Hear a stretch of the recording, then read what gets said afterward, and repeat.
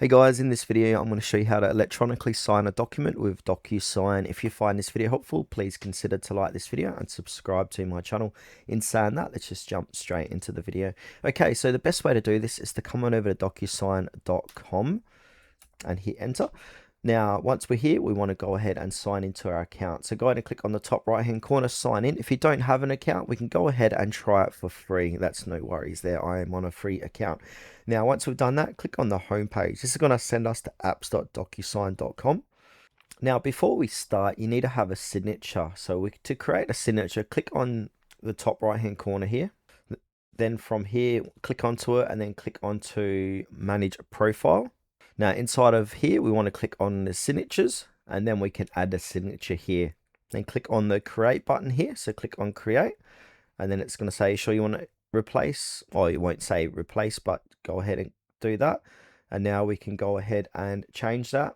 Now, if you want to draw one, you can go ahead and click on draw so you can draw out your signature. So I'm just going to draw it out. And then we can do the initials and then click create.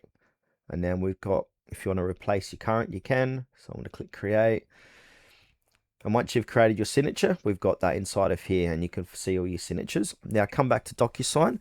Now the next step is to go ahead and click on sign document because you want to electronically sign this document. So you want to upload that document so you can drop your files into this box from your folders, or click on upload and choose desktop or Dropbox, wherever it is saved. I'm just going to go ahead and add this document here to sign. Click on the sign button. Now it's going to take us to the page where we can add in that signature we've just created. Now on the left hand side, click on signature, choose that signature. I'm going to place it there. We can also initial it. And yeah, you can use all this. You can put a stamp, you can do a date signed.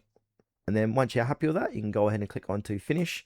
And then we can put in that person's address or even your own email address, put in the subject and message and hit send.